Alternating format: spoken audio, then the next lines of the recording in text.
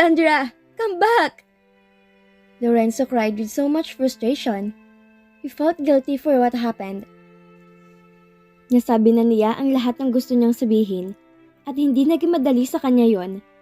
Kahit na hindi niya na mahal si Cassandra, ay ito pa rin ang magiging ina na magiging anak niya. Sa nangyari, nalulungkot siya dahil tiyak na hindi na niya makikita pa si Cassandra at ang anak niya. Wala naman siyang pinili. Sadyang sinagot lamang niya ang tanong nito. Matapang niyang inamin na wala na siyang nararamdaman para rito. Masakit, oo. Pero at least hindi na niya kailangan magpanggap at magsinungaling. Pagdating ni Lorenzo sa kwarto, ay niyakap niyang asawang si Elizabeth. Wala tong kamuwang-muwang sa nangyari sa paligid. But at least, he did the right thing. Samantala, sakay ng kotse niya, hindi man lamang ni Cassandra kung saan siya pupunta. Puno ng galit at buot ng puso niya ngayon. Puno ng pagsisisi sa nangyari. Pakiramdam niya ay siya ang pinakalugi. Minahal niya si Lorenzo ng tapat, ngunit ito pa naging kabayaran. Isinusumpa ko kayo. Hindi kayo sasaya. Mga walang hiya. Wala akong ginawang mali sa inyo para ganituhin niyo ako. Mga wala kayong awa. Panay ang hampas niya sa manibela. Naawa siya sa sarili niya, kaya nagdesisyon siya na umalis. Baka sakaling sa paglayo niya, ay maisip ni Lorenzo na mas mahalaga sila ng batang nasa sinapupunan niya kaysa kay Elizabeth. Iyak pa rin siya ng iyak hanggang sa tumunog ang kanyang cellphone at bigla siyang natigilan dahil sa pangalan sa screen sa kanyang nakita. Bryce is calling. Sa gitna ng pighati niya, ay naisip niyang kay Bryce magpatulong.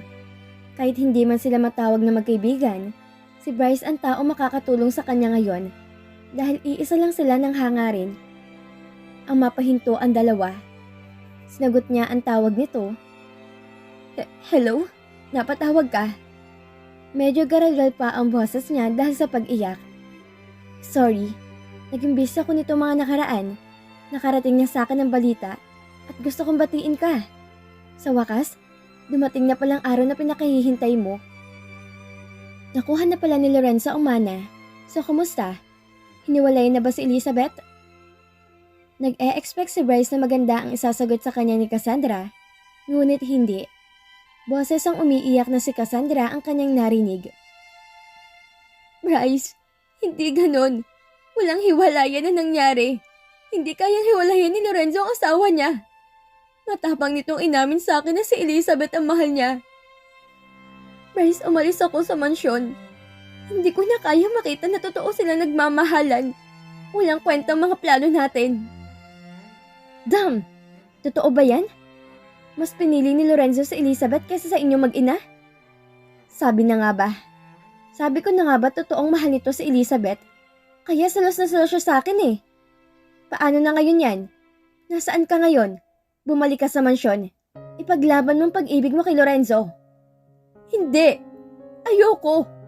Si Elizabeth na nga yung pinili at hindi ako. Hindi ako babalik sa mansyon. Ilalayo kong anak ko kay Lorenzo. At saan ka pupunta? Sige, ganito na lang. Pumunta ka dito sa bahay at dito natin pag-usapan ang mga susunod nating gagawin. Magulong-magulong isipan ni Cassandra. Sa ngayon, gusto niya mapag-isa. Alam niya matutulungan siya ni Bryce sa kanyang problema. Pero hindi siya nito matutulungan na mapawi ang sakit na nararamdaman niya ngayon. Pinutol niya ang tawag at muling pinaandar ang sasakyan. Pinaharurot niya to na mabilis, pero hindi kina Bryce ang tinatahak niyang daan. Sa ibang lugar siya pumunta. Sa lugar kung saan sa tingin niya ay mapapawi ang kanyang sakit na nararamdaman. Sa 2 oras siyang nagpaikot-ikot sa daan, bago niya mapagdesisyonan na huminto sa isang bar. Dito niya naisip na magpalipas ng oras. Dahil maliit pa ang tiyan niya, at kung titingnan ay mukhang hindi siya buntis. Nakapasok siya sa bar. Sa loob ng nasabing bar ay madilim, maingay, at puno ng usok ng sigarilyo. Nakatawag pansin sa mga naroon ang pagdating niya dahil sa ang kiniyang kagandahan, at pati na rin ang kanyang suot. Nakasuot kasi siya ng satin na pantulog, Kaakit-akit siya sa mga mata ng mga lasing na naroon. At dahil masama ang loob niya, gusto niyang makalimot. Uminom siya ng alak at nagsindi ng sigarilyo. Tumatawa siya habang lumuluha dahil si Lorenzo pa rin ang iniisip niya. Uminom siya ng uminom ng alak hanggang sa mamanhid ang kanyang katawan. Hindi siya tumigil sa pagtungga ng alak hanggang hindi siya mawawala ng balanse. Nang malakas na nagiging tama sa kanya ng alak, ay nagpunta naman siya sa gitna at nakihalo sa mga nagsasayawan. Ito ang kailangan ko. Sayaw siya ng sayaw hanggang sa matumba na siya sa kalasingan. May mga lalaking nagtangka na lapitan at hawakan siya, pero mabuti na lang at may dumating na nakakilala sa kanya. Dam, Cassandra! Wika ng bagong dating na si Bryce. Natuntun niya si Cassandra matapos ito mag-send ng picture ng bar na iniinuman nito. Naisip ni Bryce na puntahan to dahil nahalata niya na sobrang problemado ngayon at baka kung anong maisip gawin. Napamura na lang siya na makita niyang natumba si Cassandra dahil sa kalasingan. Binuhat na ito palabas ng lugar na yon at isinakay sa sakyan. Unuwi niyang dalaga sa bahay niya. Bakit ka uminom? Hindi ka ba nag-iisip? You're pregnant but you got drunk? Did you think that it might affect the one in your womb? Medyo dismayado si Bryce habang kinakausap ang lasing na dalaga. Mabuti pa at dumating siya dahil kung hindi ay baka nagawa na ng masama si Cassandra. Sa isang guest room sa mansyon niya ito dinala at doon pinagpahinga. Kinabukasan, sobrang sakit ng ulo ni Cassandra nang siya ay magising. Ganon din ang buong katawan niya. May kakaibang sakit na hindi niya maipaliwanag. Pinilit niyang bumangon kahit na sobrang bigat ng kanyang pakiramdam. Wala siyang maalala sa mga nangyari kagabi, bukod sa umalis siya sa mansyon ng mga Villacorta. Nagising siya, nadala pa rin ang sakit ng pakikipaghiwalay sa kanya ni Lorenzo. Hindi pa rin niya lubos maisip na magagawa siyang itapon ito. Nang tagumpay siyang makatayo, napatili na lang siya na malakas sa sobrang takot matapos niya makitang hinigaan na punong-puno ng dugo. Pagtingin niya sa sarili, ay nanginginig ang katawan niya nang makitang sarili sa salamin na may mantsa rin ng dugo ang damit at ng kanyang hita. Tinudugo siya. Tulong! Tulong! Ang anak ko! Tulungan niyo ako! Sigaw ni Cassandra habang sapong-sapo ang kanyang tiyan. Ang baby ko! Bryce POV. Sir! Yung bisita niyo po! Yung bisita niyo po sigaw ng sigaw sa taas! Humahangos na wika sa akin ni Manang Celia na mayordoma dito sa mansyon. Bakit daw? Papaanong sigaw ba? Tanong ko na wala pang kagana-gana dahil kagigising ko lang at kulang pa sa tulog dahil may biglang transaksyon sa safe house kagabi. As I step out into my room, narinig kong sinabi ni Manang Celia na sigaw. Si Cassandra nga, at sa dinig ko ay humihingi ito ng tulong. Agad ako nagtatakbo patungo sa guest room kung saan ko siya pinatuloy. Pagdating ko roon, ay nakita ko agad ang dugoan na si Cassandra. Sanay ako makakita ng dugo, pero sa pagkakataong to ay kinakabahan ako.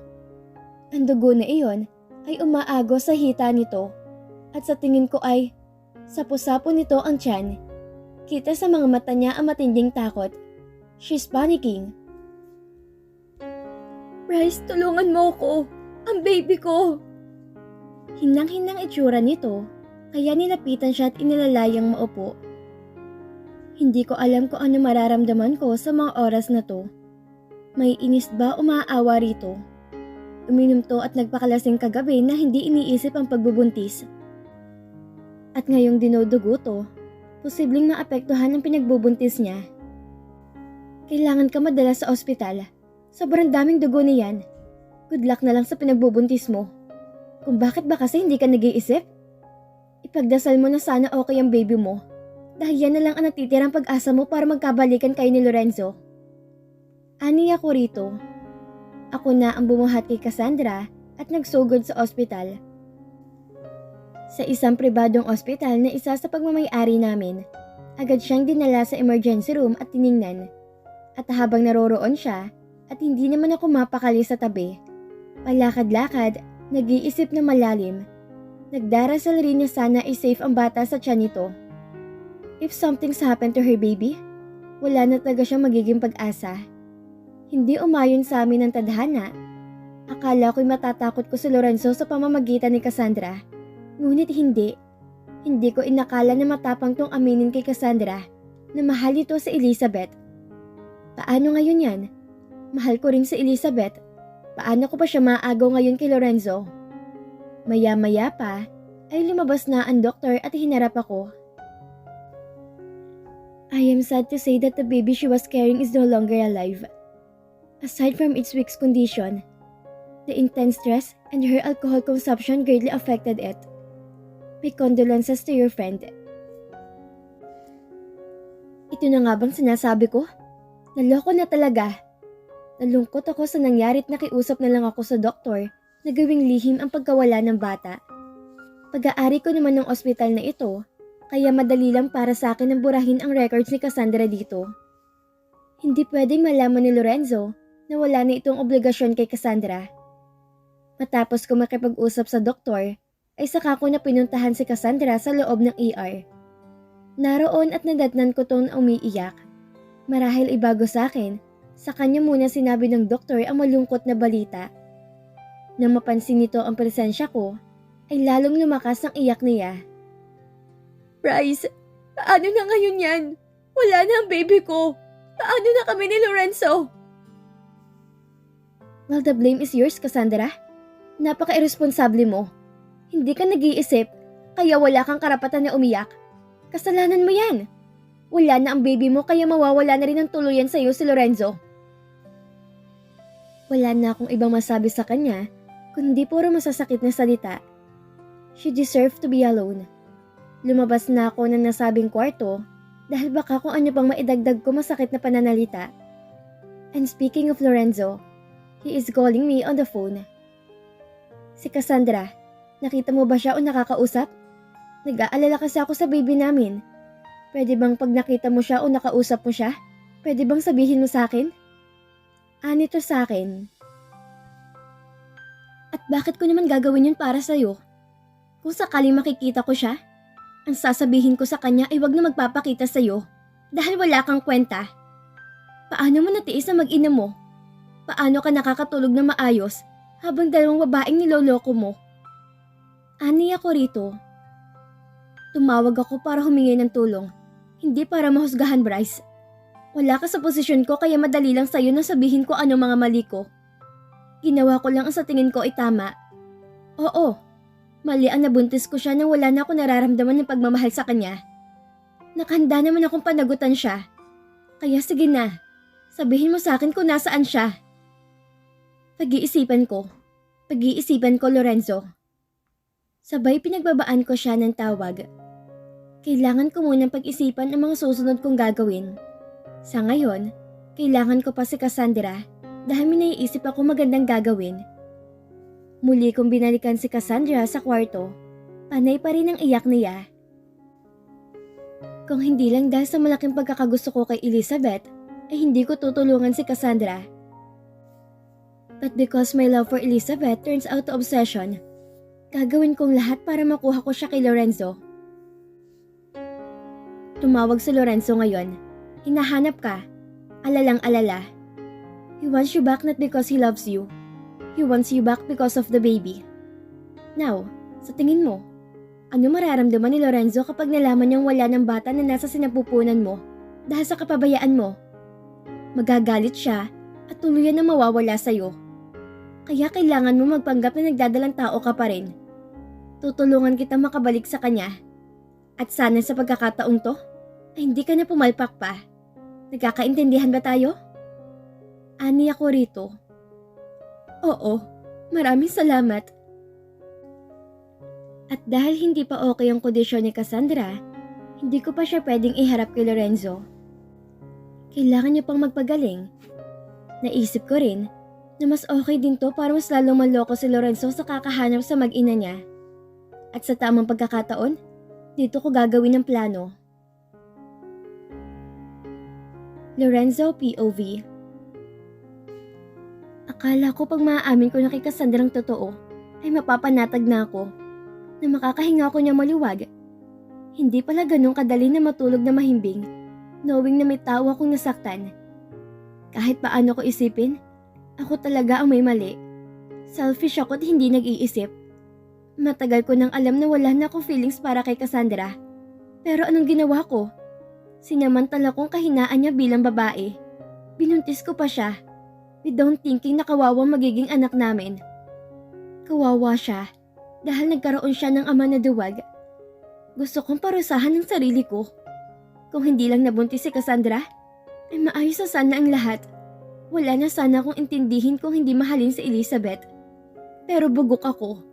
Hindi ako nag-ingat at nag-isip. Ngayon ayokong patulogin ang konsensya ko. Iniisip ko si Cassandra at ang magiging anak namin. Galing na ako sa apartment at sinubukan ko rin na tawagan si Bryce. Alam kong alam nito kung nasaan ang dalaga, pero ayaw niya lang sabihin. Ngayon, nagtataka rin ang asawa ko kung bakit bigla na lang umalis si Cassandra. Ang alam niya ay assistant ko ito, buntis at walang mapuntahan kaya naman patito ay nag-aalala. Nasaan na si Cassandra? Hindi ko siya nakikita. Pinaalis mo ba siya dahil nagsumbong ako? Ani Elizabeth sa akin. Hindi ako kumikibo. Mahal, kawawa naman yung tao. Oo, nakakainis yung mga asa niya minsan. Pero siguro ay dahil sa pinagbubuntis niya lamang. Sinasanti mo na ba? Isang malalim na buntong hininga ang ginawa ko bago ko siya sagutin. Hindi ko siya pinaalis. Nagpaalam siya na uuwi daw sa probinsya. Babalik din siya. Pagsisinungaling ko para mapanatag na rin ang kalooban ng asawa ko. Hindi na kasi ako sigurado kung babalik pa rito si Cassandra pagkatapos sa mga nagawa kong pag-amin. Hindi ko na rin naman gustong pabalikin siya rito. Gusto ko lang masiguro na nasa maayos siyang kalagayan, sila ng anak ko.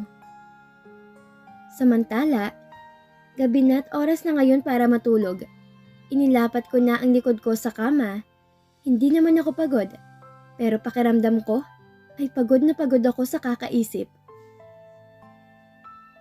Nakahiga ako at nakatingin lang sa kisame. Maya-maya pa ay lumabas si Elizabeth galing sa banyo. Nakatapis lang ng puting tuwalya.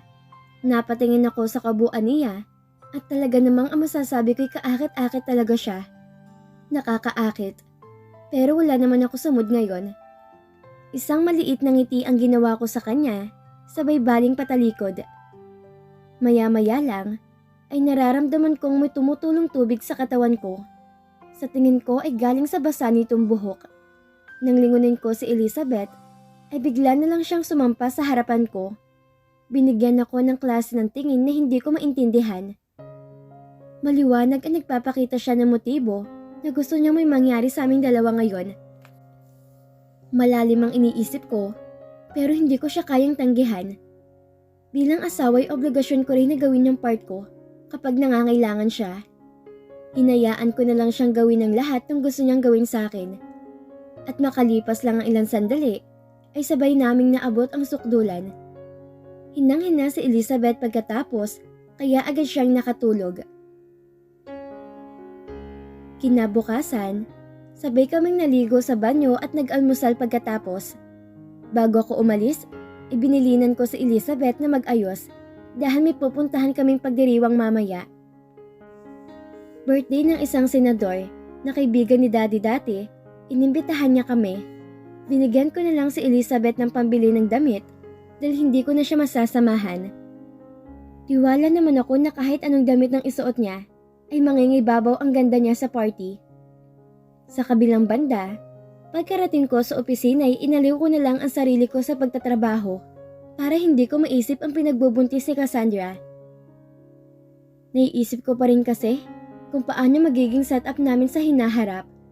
Kahit ilayo siya sa akin ni Cassandra, ay alam ko namang darating ang araw na kakailanganin niya yung tulong ko. Isang bagay ang dapat kong unahin ngayon. Yun ay kailangan kong ipagtapat kay Elizabeth ng totoo. Ang naging relasyon namin ni Cassandra dati at ang tungkol sa pinagbubuntis niya. Walang lihim na hindi nabubunyag at kailangan kong aminin sa asawa ko bago pa mahuli ang lahat. Alam ko masakit at sigurado masasaktan ko siya. Pero ayoko na kasing dagdagan pa mga kasinungalingan ko sa kanya. Gusto ko nang ayusin ang lahat.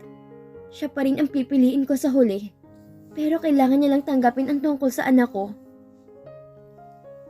Sa ngayon, hindi ko pa pwedeng ipagtapat sa kanya ang totoo dahil may pupuntahan kaming party mamaya.